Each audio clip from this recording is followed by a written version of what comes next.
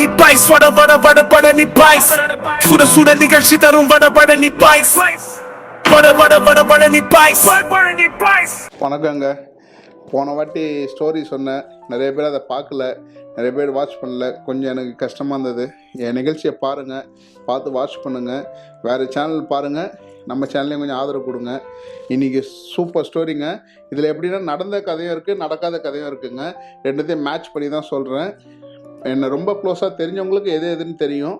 பாருங்கள், ஸ்டோரி எல்லாமே பாருங்கள், பார்த்து என்ஜாய் பண்ணுங்கள். எண்ணம் போல் வாழ்க்கை, இதுதான் டைட்டில். இந்த டைட்டில் ஏன் வச்சேன், ஃபைனலில் உங்களுக்கு தெரியுங்க. ஃபுல்லாக கேளுங்க, கதையை சூப்பராக இருக்கும், என்ஜாய் பண்ணுங்கள். ஒரு பையன் வேலை இல்லாமல் இருக்காங்க. அவன் ஒரு ரொம்ப மிடில் கிளாஸோட கஷ்டப்படுற பையன். அந்த பையனுக்கு பார்த்திங்கன்னா வேலை பார்க்குறான், ஊரில் இருக்கிறான், கிராமத்தில் கிடைக்கல வேலை.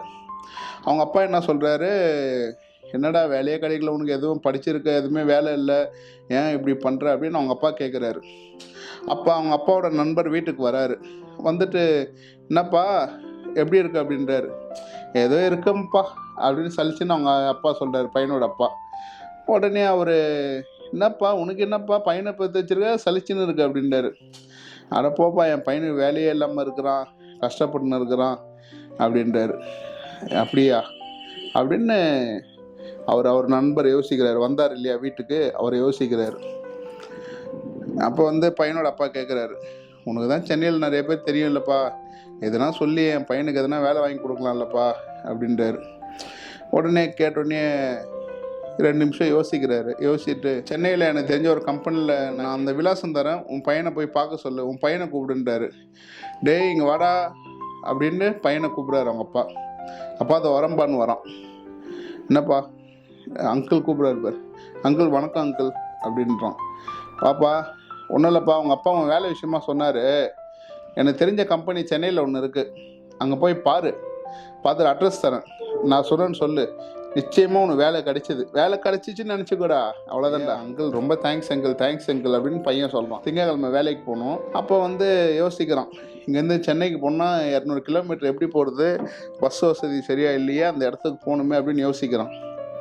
அப்போ அவனோட நண்பர்கிட்ட போகிறான்.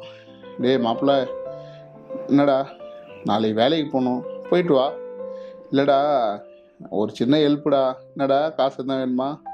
இல்லைடா அதெல்லாம் இல்லைடா, பைக் வேணும்டா. என்ன பைக்கா, எதுக்கு? இல்லை ஊருக்கு போகிறேன், சென்னைக்கு வேலைக்கு இன்டர்வியூக்கு, அது பைக் கொடுத்தா கொஞ்சம் சௌகரியமாக இருக்கும், போயிட்டு வந்துடுவோம் மாப்பிள்ள, கொஞ்சம் குடும்பப்பிள்ள அப்படின்றான். உடனே அவனும் யோசிக்காமல், சரிடா எத்தனை போடா அப்படின்றான். பையன் பார்த்திங்கன்னா பைக் எடுக்கிறான், அதில் இன்டர்வியூ போகிறது, ஃப்ரெஷ் ஆகிட்டு அப்பாவோட ஆசீர்வாதம் வாங்கிட்டு கடவுளை கும்பிட்டுட்டு வீட்டிலேருந்து கிளம்பி வராங்க. மகாபலிபுரம் சைடு தான் அவன் வீடு. அப்படியே வந்துனே இருக்கான், அழகாக இருங்க, அப்படியே பார்த்துட்டு ரோடெலாம் பார்த்துட்டு அந்த சிற்பத்தில் அப்படியே போயிட்டே இருக்காங்க. அப்போ பார்த்திங்கன்னா அங்கே ஒரு வெளிநாட்டை சேர்ந்த ஒரு பெண் நிற்கிறாங்க. அவங்க லிஃப்ட்டு கேட்குறாங்க. மேடம் என்ன வேணும்னு கேட்குறான் இவன். இல்லை கொஞ்சம் லிஃப்ட்டு வேணும் அப்படின்னு இந்த பையன்கிட்ட சொல்கிறாங்க. அப்படியே யோசிக்கிறான் 2 செகண்ட். ஐயோ இன்டர்வியூ வேறு டைம் ஆகுது, 10 மணிக்கு அங்கே இருக்கணுமே, இப்போ இவங்க எங்கே வேறு லிஃப்ட்டு கேட்குறாங்க. சரி போகிற வழி தானே விட்டு போகலான்னு ஒரு எண்ணத்தில், சரி உட்காருங்க மேடம் நான் ட்ராப் பண்ணுறேன் அப்படின்ட்டு கொஞ்சம் தூரம் போய்ட்டு ஒரு 2 கிலோமீட்டர் முன்னாடி இவன் போகிற ஸ்டேஜ் தான், அந்த சைடு தான் போகணும், சரி விடலாம் அப்படின்னு விடுறாங்க. அவங்க கிட்ட போனோடனே, பிரதர் கொஞ்சம் உள்ளே போகலாமா அப்படின்றாங்க. சரின்ட்டு இவனை மறுக்கவும் முடியல. சரி உள்ளே கொண்டு போகிறான். இங்கே வாங்க ஒரு ஹெல்ப் பண்ணுங்க அப்படின்னு அந்த லேடி சொல்கிறாங்க. என்ன மேடம் அப்படின்னு கேட்குறான். இந்த கேமரா கொஞ்சம் எனக்கு ஹோல்ட் பண்ணி கொடுங்க, எனக்கு கொஞ்சம் ஸ்டாண்டு கொஞ்சம் இந்த எடுத்து கொடுங்க, இதெல்லாம் எடுங்க அப்படின்றாங்க. இவனுக்கு ஒன்றுமே புரியல. ஆனால் அவங்க சொல்கிற விஷயம்லாம் இவன் செய்கிறான். எதுக்கு செய்கிறான்னு இவனுக்கே தெரியல, இவன் அறியாமல் செய்கிறான். அப்போ இவன் செஞ்சுனே இருக்கிறான். அவங்க ரொம்ப பிடிச்சிருச்சு இந்த பையனை. உடனே என்ன ஆச்சுன்னா, அவங்க கேமரா ஃபோட்டோகிராஃபி எடுக்கிறாங்க, லென்ஸ் மாட்டுறாங்க, எல்லாம் மாட்டுறாங்க. கொஞ்சம் இந்த சைடு நில்லுங்க அப்படின்றாங்க. அந்த பையனோட சேர்த்து அங்கே இருக்கிற அந்த சிற்பத்தெல்லாம் ஃபோட்டோ எடுக்கிறாங்க. அப்போ இவன் கேட்குறான், என்ன மேடம் பண்ணுறீங்க? இல்லை எனக்கு இந்த ஃபோட்டோகிராஃபி ரொம்ப பிடிக்கும், இந்த ஒர்க்கு தான் நான் பண்ணுறேன் அப்படின்ட்டு அவங்க ஃபோட்டோ எடுத்துகிட்டு இருக்காங்க. எடுக்க இவனுக்கும் ரொம்ப இன்ட்ரெஸ்டாக இருக்குது அதில். உடனே அவனை நிற்க வச்செல்லாம் ஃபோட்டோ எடுக்கிறாங்க. இவனை சிரிச்சுன்னு போஸ்ட் கொடுக்குறான். வேலைக்கு போகணுன்றதை மறந்துட்டான், இன்டர்வியூ இருக்குதுன்ற மறந்துட்டான். இன்டர்வியூ போல் டைம் ஆகிடுச்சு, இங்கேயே ஆகிடுச்சு, 11 மணி மேலே ஆகிடுச்சு.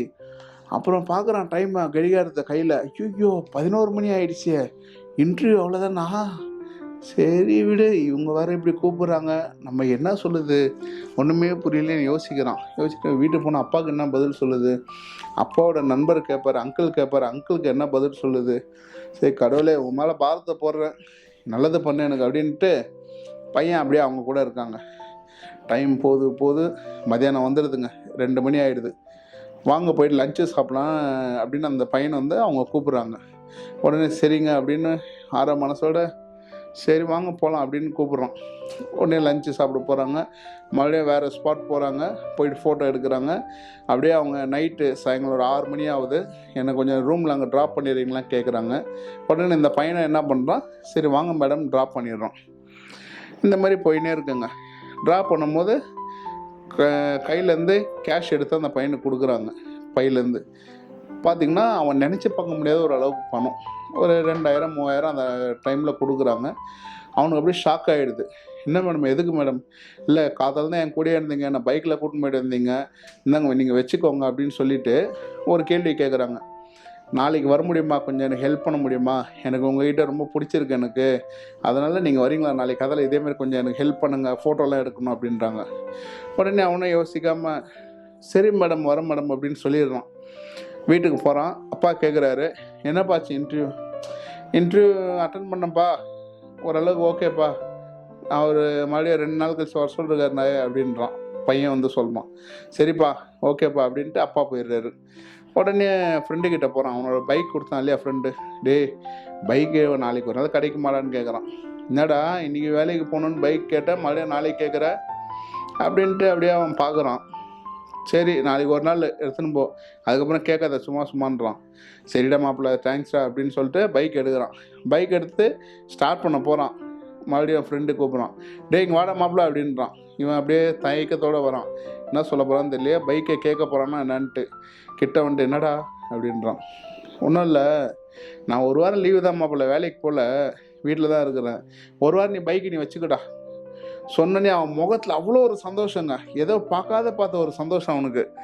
உடனே சரி மாப்பிள்ள தேங்க்ஸ்ரா அப்படின்றான். பல வாட்டி தேங்க்ஸ் சொல்லிட்டான். இவனும் என்ன பண்ணுறான், மறுநாள் காத்தால குளிச்சுட்டு ஃப்ரெஷ் ஆகிட்டு அவங்க வர சொன்னாங்க இல்லையா ஃபோட்டோ எடுக்கிறதுக்கு, அந்த லேடி கூட போகிறான். போகும்போது பார்த்திங்கன்னா அவன் அப்படியே சிரிச்சுனே போகிறான். மேடம் குட் மார்னிங் மேடம் சொல்கிறான். அவங்களும் குட் மார்னிங் சொல்லிவிட்டு இன்றைக்கி போகலாம், வேறு இடம் லொக்கேஷன் போய் அங்கே ஃபோட்டோ எடுக்கணுன்றாங்க. இந்த மாதிரி அவங்க கதை வந்து தொடர்ந்து போயினே இருக்குங்க. கரெக்டாக 1 வீக் ஆகிடுச்சு. 1 வீக் மேடம் நான் நாளையிலேருந்து வேலைக்கு வரல மேடம், உங்கள் கூட வர முடியாதுன்றான்.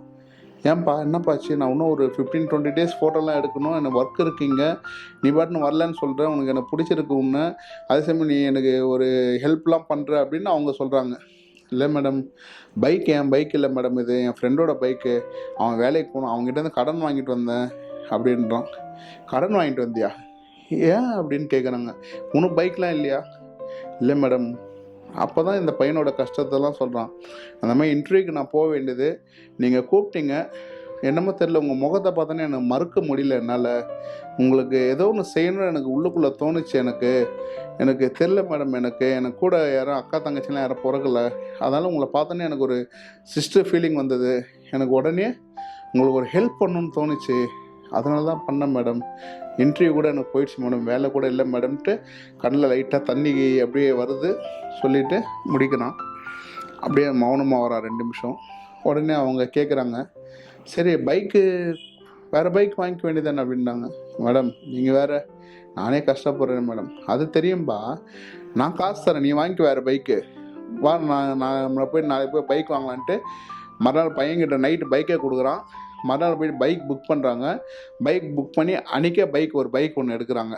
எடுத்துகிட்டு போகலாம் அப்படின்னு நம்ம ட்ராவல் நம்ம கண்டினியூ பண்ணலான்ட்டு அந்த 15-20 டேஸ் மீதி இருக்கு இல்லையா, அந்த ட்ராவல் கண்டினியூ கண்டினியூ பண்ணுறாங்க. பையனை ரொம்ப பிடிச்சிருச்சு அவங்களுக்கு.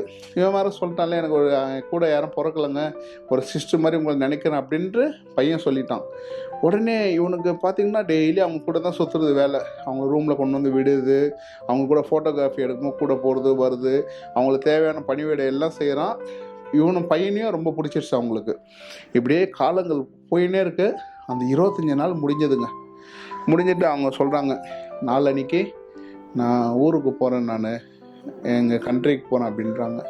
இவனுக்கு அப்படியே மூஞ்சி சோகமாகுது. மேடம் வரமாட்டீங்களா இனிமேட்டி? இல்லைப்பா வருவேன், ஃபோட்டோகிராஃபி எடுக்கணும்னா வருவேன், பை சான்ஸ் எதுனா ஒர்க் இருந்தால் வருவேன், மற்றபடி வரமாட்டேன். இவனுங்க அப்படியே ஒரு மாதிரி ஃபீல் பண்ணுறான்றதை அவங்க புரிஞ்சுக்கிட்டாங்க.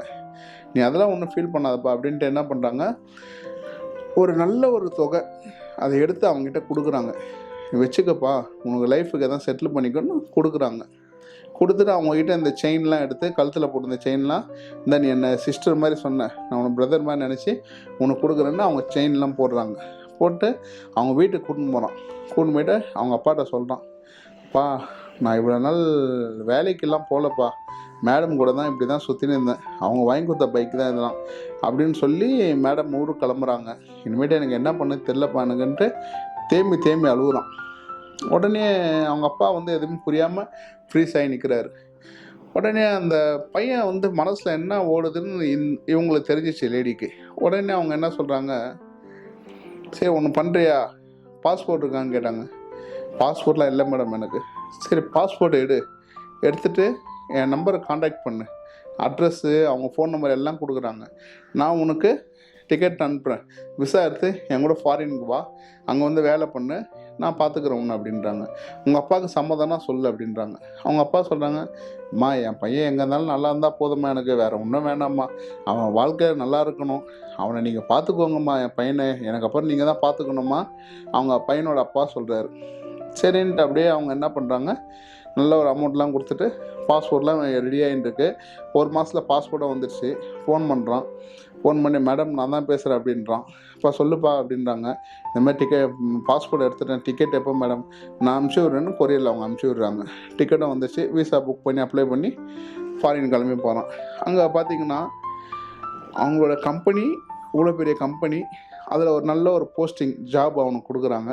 கொடுத்துட்டு அவனுக்கு அப்படியே லைஃப் ஸ்மூத்தாக போகுதுங்க, சூப்பர் ஸ்மூத்தாக போகுது. சென்னைக்கு வருவான். 2 வருஷம் 3 வருஷத்துக்கு ஒரு வாட்டி சென்னைக்கு வந்து அப்பாவை பார்த்துட்டு, வீடு பார்த்திங்கன்னா அப்பாவுக்கு வீடெலாம் கட்டி கொடுத்துட்டான், எல்லாம் பண்ணிட்டான். சென்னைக்கு வருவான். வந்துட்டு ஒரு வாரம் 10 நாள் தங்கிட்டு மறுபடியும் அங்கே போயிடுவான். ஏன்னா அவங்களோட நட்பு பார்த்திங்கன்னா அவனுக்கு ரொம்ப பிடிச்சிருச்சு. ஒரு சிஸ்டர் மாதிரி பழகுறான். அப்போ வந்து அவங்கள ரொம்ப பிடிச்சிருச்சு. அவனுக்கு பிடிச்சனால என்னென்னா அங்கேயே செட்டில் ஆகிட்டாங்க, அந்த ஃபாரின்லேயே அங்கேயே அவங்க கூடயே இருக்கணும்னு ஆசைப்பட்றான். அவனுக்கு சென்னைக்கு வந்து அந்த அளவுக்கு பிடிக்கலன்னா, யாருமே சென்னையில் எனக்கு ஹெல்ப் பண்ணல கஷ்டப்படும் போது, எங்கேருந்தோ வந்து எனக்கு ஹெல்ப் பண்ணி என்னை இந்த நிலைமைக்கு வச்சுருக்காங்கன்னா காலத்துக்கு நான் அவங்க கூட நான் இருக்கணும் அப்படின்ட்டு அந்த பையன் விரும்புகிறேன். எனக்கு வேறு ஒன்றும் வேண்டாம் மேடம், காலத்துக்கு உங்கள் கூட இருந்துடுறேன் நான், எனக்கு உங்கள் கூட பார்த்துக்கோங்க அப்படின்னு அந்த பையன் சொல்கிறான். நல்லா சம்பாதிக்கிறான், மாதம் நல்லா சேவிங்ஸ் பண்ணுறான். நல்லா பார்த்தீங்கன்னா காரு பங்களா எல்லாம் அங்கேயே வாங்கிட்டான் ஊர்லேயே. லைஃப் அவனுக்கு ஸ்மூத்தாக போகுது. அப்பா வந்து பார்க்குறான், போகிறான் வரான், அங்கேயே மேக்ஸிமம் அங்கே இருக்கிறான். அவன் லைஃப் செட்டில் ஆகிடுது.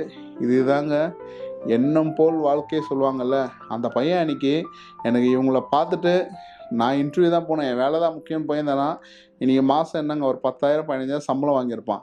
ஆனால் அது இல்லைங்க, நம்ம மனசு ஒன்று சொல்லும், இதை பண்ணுன்னு சொல்லும். அதை நீங்கள் கேட்டிங்கன்னா நம்ம எண்ணம் போல் நம்ம வாழ்க்கை இருக்கோங்க. தேங்க்யூ. இந்த கதை பிடிச்சிருந்தா பாருங்கள், பகிருங்கள். நன்றி.